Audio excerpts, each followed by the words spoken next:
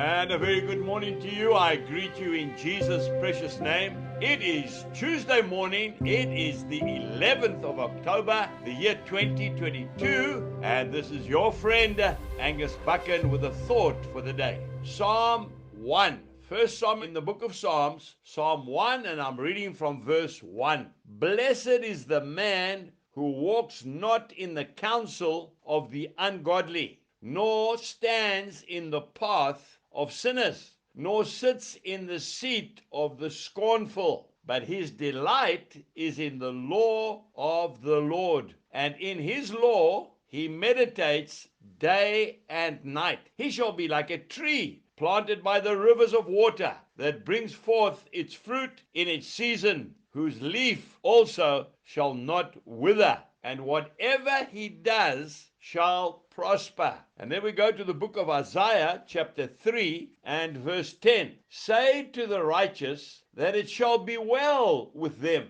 for they shall eat the fruit of their doings. What you say is what you get. Remember, your attitude determines your altitude.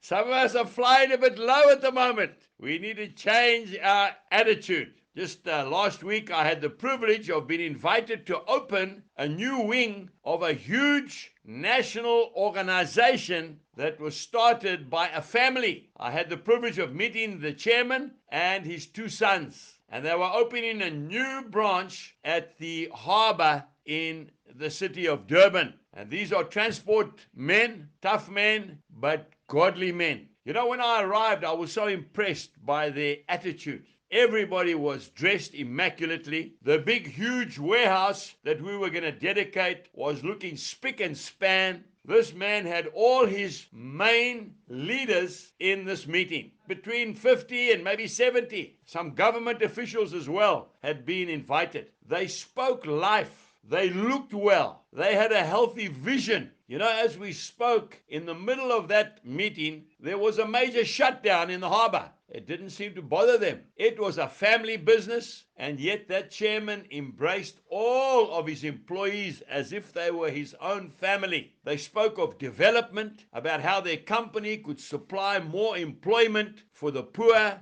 And you know, that glass of water for them is half full. It's not half empty. And I want to say to you today that you need to change your attitude. And you need to keep away from scoffers and critics. You need to spend time with men and women of God. And you need to start to believe what the Bible says about you. And your circumstances will change. Jesus bless you and have a wonderful day. Goodbye.